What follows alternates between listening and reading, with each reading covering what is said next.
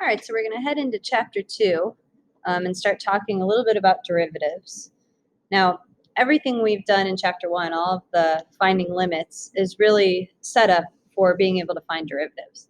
So, first of all, the tangent line problem. This is like one of 4 major problems or 4 major really kind of discoveries, I guess, in the mathematical world in the 17th century. And you can look up all kinds of interesting history, especially on YouTube, and getting stories about like feuding mathematicians trying to outdo each other and solve these different problems. So it's pretty interesting. Anyway, what was the problem? Trying to find the slope of a tangent line at point P, because we know that if we have 2 points, a secant line, if we have 2 points, we can find the slope between any 2 points, and that's our difference quotient from last year and the year before.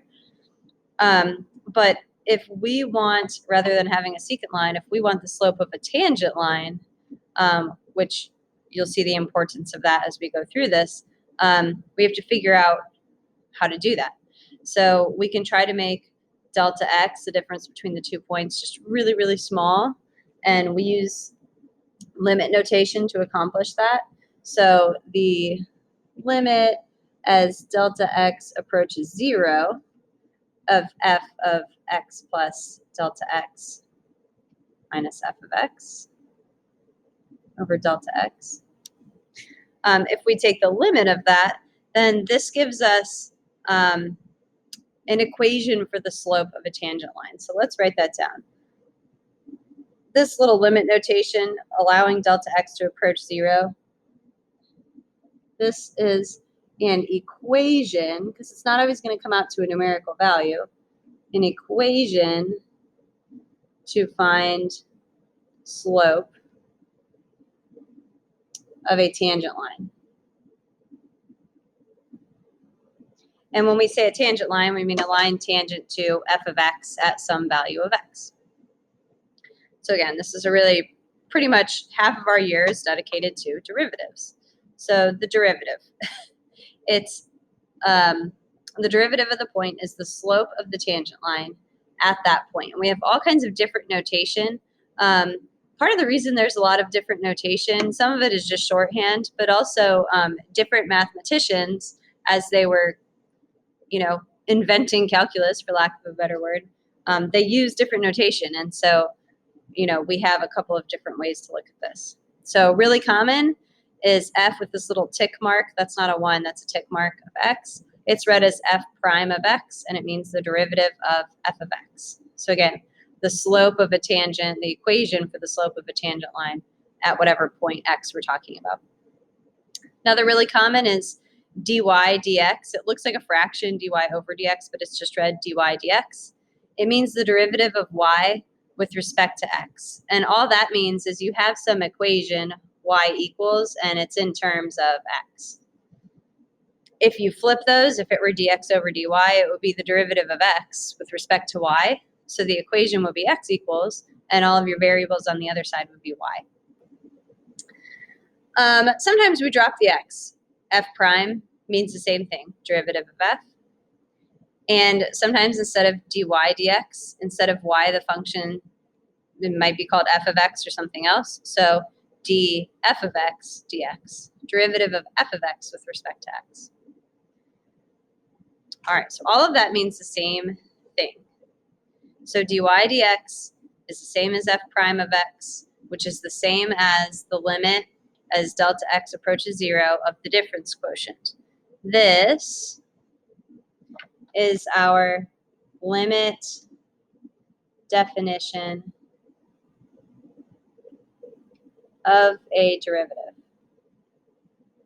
On the AP test, on our quiz on Wednesday, you're going to be asked to find the derivative of f using the limit definition of a derivative. So you'll have to show me this limit work, which is what we're going to practice today.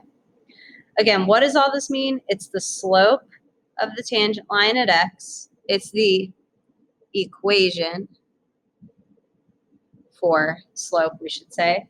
It's also the derivative at x. It means the same thing. Derivative means slope. That's one thing you should have tattooed onto your brain somewhere. So So let's put this into practice. Find the derivative of f of x equals x cubed plus 2x. Now, people who have had calculus before, or even physics C, you're not allowed to use the derivative shortcuts yet. We'll get there. That's the best day ever. But for now, we're going back to the limit definition. And why? Because you will be asked to use that on the AP test. You have to remember how to do it. Here's the thing. Don't drop limit notation. Just like we had in chapter 1 leading up to this point, you're not allowed to drop limit notation until you actually sub in use direct substitution.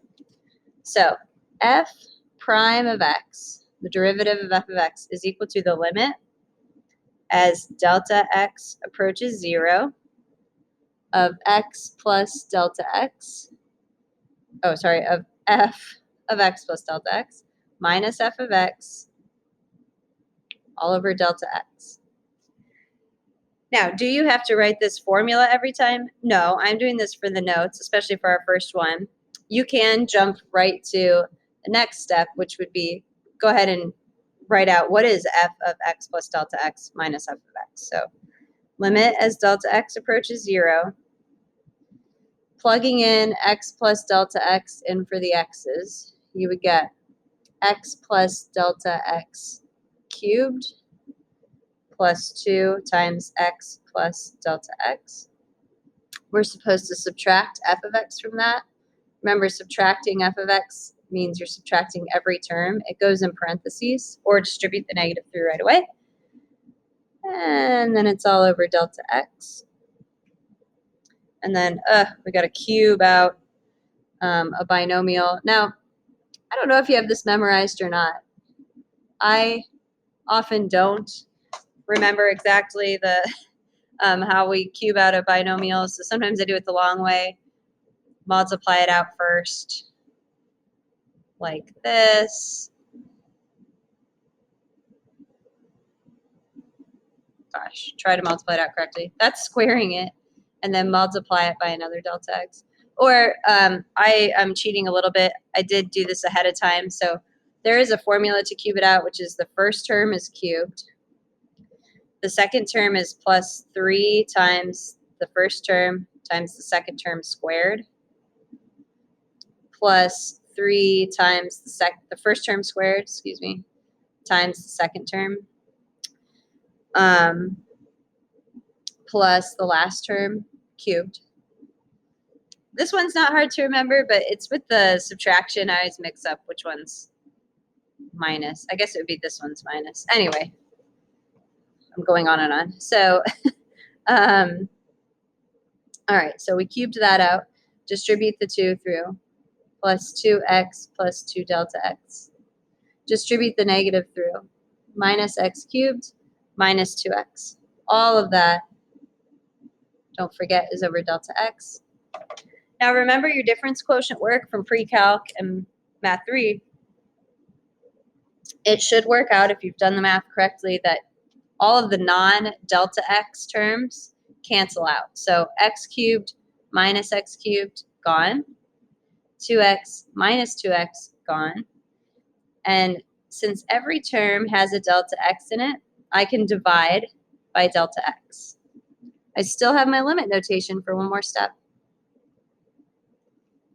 So the limit as delta x approaches 0 of just 3x delta x plus 3x squared, that delta x canceled, plus delta x squared, and don't forget this guy, plus 2. Finally, I can do direct substitution because I no longer have a delta x in the denominator. When you plug in 0 for delta x, this term was gone, this term's gone, you get 3x squared plus 2. Now, those of you who know let's clean this up. F prime x, therefore, is 3x squared plus 2. And those of you who remember the derivative shortcuts, if you're just using your derivative rules, yes, this would be 3x squared plus 2. So you can kind of check your work that way if you're lucky enough to have been exposed to this ahead of time. Remember, what is this again? This is a formula for the slope of a tangent line to f of x at any x value. So if I want to know, okay, well, what's the slope of the tangent line at 4? It would be 3 times 16 plus 2, which is what, 50? So, yeah, so kind of handy. All right? Find dy dx for y equals square root of x. Then find the slope of the graph of y at 1, 1. So let's find dy dx first. Remember, this is the same thing as find the derivative. So dy dx is equal to the limit. Instead of using delta x, let's switch it up to, let's use h. Limit as h approaches 0, just so that we've seen different things. Instead of writing out my formula, I'll write it over here, but f of x plus h minus f of x over h. I'm going to go ahead and just plug in the x plus h. So square root of x plus h minus square root of x all over h. All right, that's a much shorter equation, right? We can't do direct substitution right now, but you should be in the habit of seeing radicals in your numerator and multiplying by the conjugate as a way to work on this so that direct substitution does work.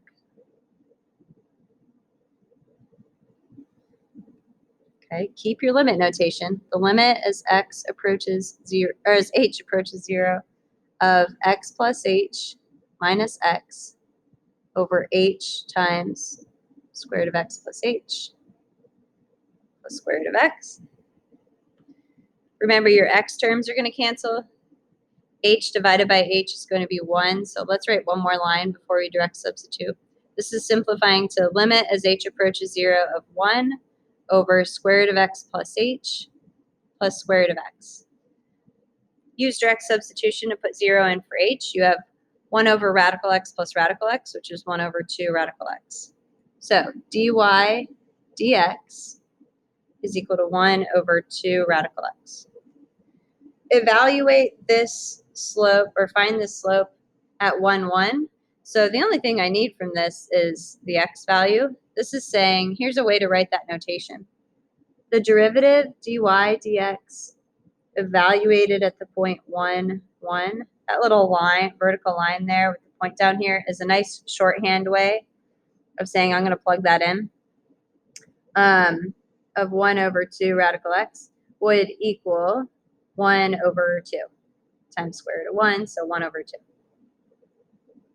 If we were doing function notation, it would just be like f prime of 1 equals whatever. But here we have this little notation. So if we're given a point, we can find the slope of the tangent line. And then if we have a point and a slope, what could we find? Point, slope, form of a line. Remember point slope form? Y minus y1 equals m times x minus x1. Here's the great thing about calculus. We want to be lazy with it, and we're just going to leave our equations in point slope form unless it makes sense for some reason to change them otherwise. Like in past classes, we've switched, solved for y and got it into slope intercept form. What line are we talking about? The tangent line. Okay, so f of x is 4 over x plus 2. Find the equation of the tangent line when x equals negative 1. First thing is find f prime of x. This is, actually I want to categorize this. This is going to be our work on the slope. You don't have to do this for the AP test, but kind of nice to organize what you're doing. Let's find the slope first. F prime of x is the limit as x, not x, we'll use delta x. As delta x approaches 0 of 4 over, you're plugging delta x into this, x plus delta x plus 2. I'm sorry, I misspoke. You're plugging x plus delta x into that. Minus f of x all over delta x. That is an ugly complex fraction, so I want to work on it by multiplying by the LCD. X plus delta x plus 2 times x plus 2, top and bottom.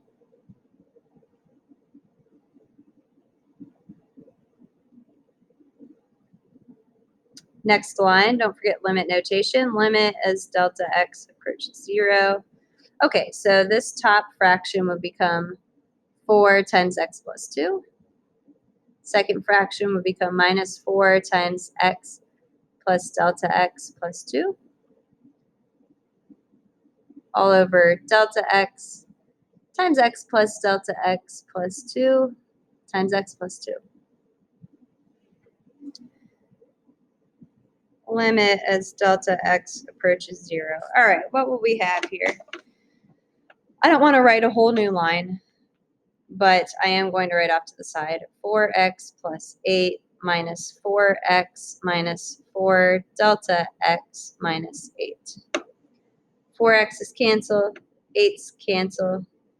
You just have minus 4 delta x over delta x plus delta x plus 2, x plus 2. Delta x is canceled.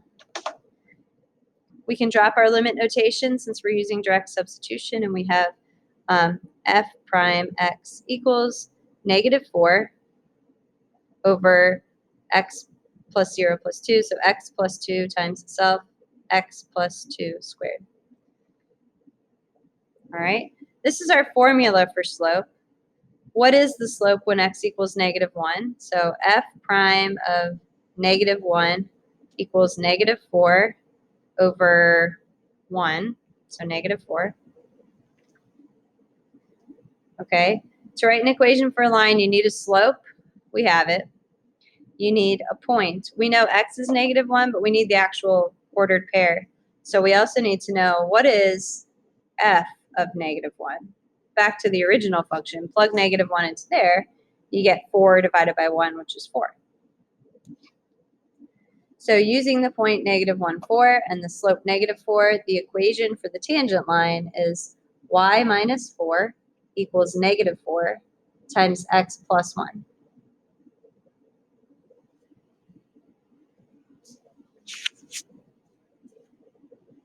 There are times when a derivative doesn't exist. And so there are basically 3 cases where a derivative doesn't exist at C. And let me see, do we have this? I want to make a note up here. It appears throughout the packet, but when a limit doesn't exist, I'm sorry, when a derivative doesn't exist, no derivative, the term that we use for that is not differentiable.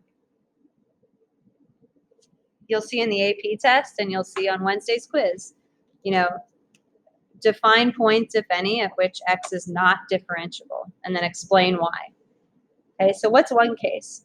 A derivative can't exist at C if the function is not continuous at C. And remember, we have several ways that a function might not be continuous. There could be a jump in the graph, like a piecewise function, some sort of break in the graph. There could be a vertical asymptote, where, who knows what's happening. There could be like a hole with a point up here, something like that. So a hole in the graph, a break or a jump in the graph, a vertical asymptote. If the graph is not continuous at C, should write a little C there, then it's not differentiable at C. It's differentiable everywhere else, just not at the places where it's discontinuous. Case 2 would be if the function has a vertical tangent at x equals C. So a classic example of this is like a graph that kind of looks like this, where your slopes are like nice and shallow. They're getting steeper, steeper, steeper. The turning point to switch concavity or which way the curve is going is right there at 0. So that vertical tangent right there, vertical tangent, that would be our C value, not differentiable. The function has a sharp turn at C. So the sharp turn thing means your slopes are supposed to gradually change from one thing to the other, but think of an absolute value graph. The slope could go from -1 to the left of C and then to positive 1 to the right of C, and there's no changeover. There's no transition where it goes continuously from -1 to 1. It just hops to the next one. So that derivative wouldn't exist. Another sharp turn example is like it might be curved, something like that. So at that point C, not differentiable. What if we're not looking at a graph? To look at this analytically, we might want to look at alternate definitions of a derivative. So this is useful if you're looking at some sort of relationship between continuity, differentiability. So if I put everything in terms of C, let's say C is the distance between the 2 points on the curve of a secant line, and we're trying to let C approach 0. So as x gets, I'm sorry, C is this other point over here. So as x gets closer and closer to C, the difference between those 2 points would become close to a tangent line. All right.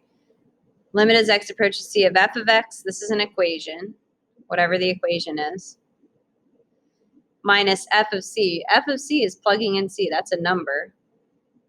Divided by x minus C, which again will be a number.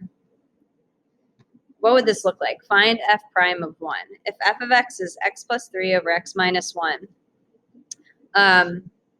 first I want to see, is the function differentiable at 1?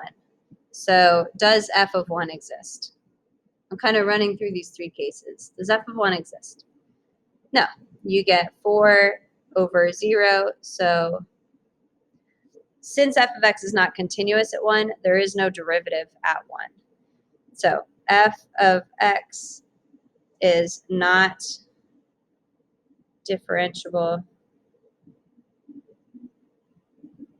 at x equals 1. Why?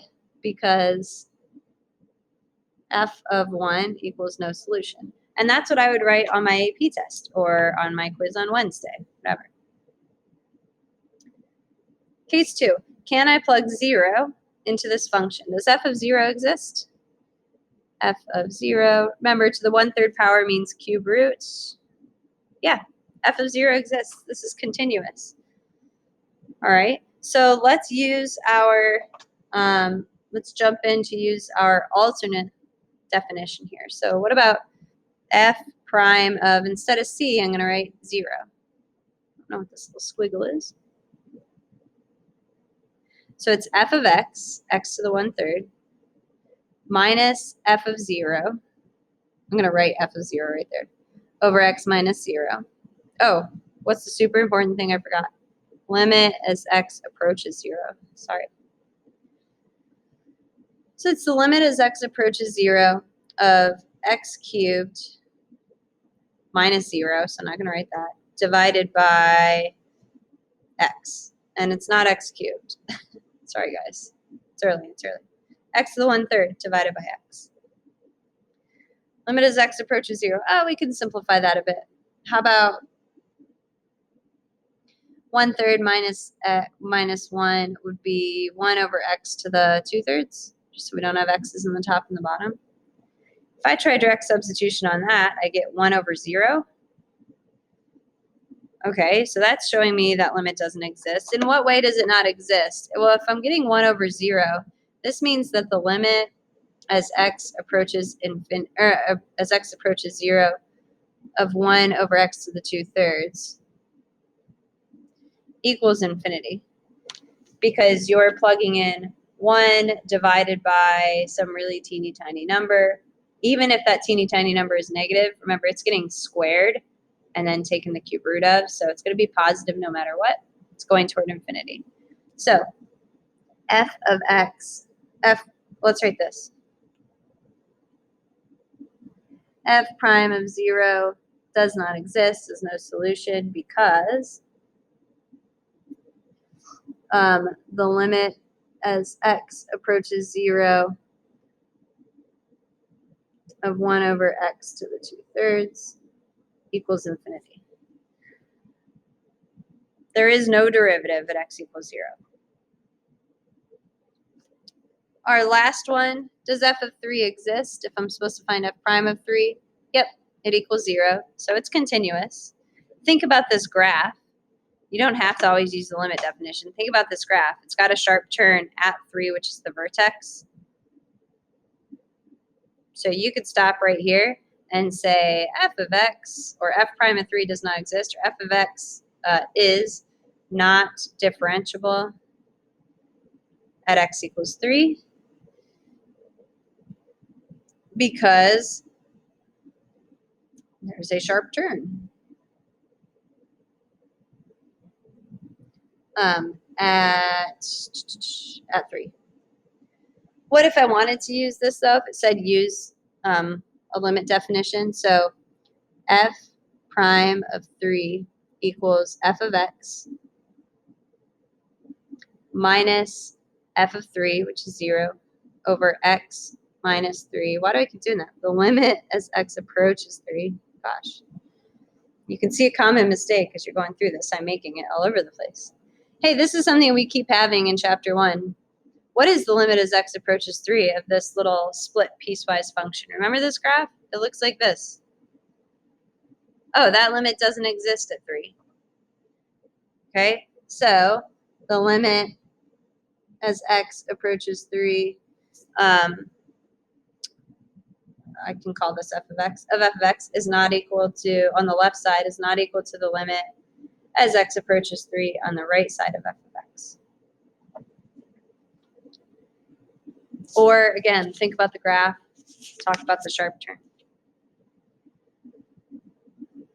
Okay, one more example. Find f prime of 3. Does f of 3 exist?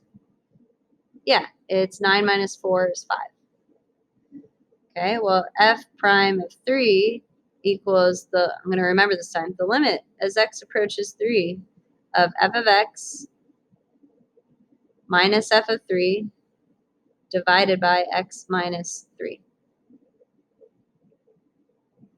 That equals the limit as x approaches 3 of, now this is going to be x squared plus 9. I'm sorry, x squared minus 9. When you factor it, the x minus 3's will cancel, and it will simplify to x plus 3, which then you can use direct substitution on and get 6. Okay, so finally, we get one where this works. F prime of 3 is equal to 6. And again, if you know your derivative shortcuts, you can double check your work here. The derivative of this is 2x, and 2 times 3 is 6. So those of you who haven't had the shortcuts yet, you can see how much faster that is. We have to get through this stuff first. Okay, so summary. F of x is not differentiable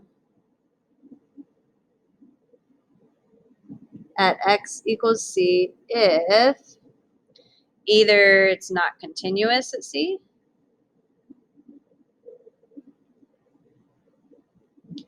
or you have a vertical tangent at c. And when we used our limit definition, that was when the limit turned out to be infinity or negative infinity. Or if you have a sharp turn, and believe it or not, that's the terminology we're using, at c. Now be careful though, just because something is continuous at c doesn't mean that it's definitely differentiable. So like, because for example, cube root of x is continuous everywhere but not differentiable. Absolute value x is continuous everywhere but not differentiable. So those are just 2 examples. But if you know that a function is differentiable, then it's guaranteed to be continuous. Because if it's differentiable at a value of c, it has to be continuous at c, otherwise it doesn't work. All right. This is actually a really important thing to keep straight. They'll try to throw that into multiple choice and things like that. All right, that's it for today.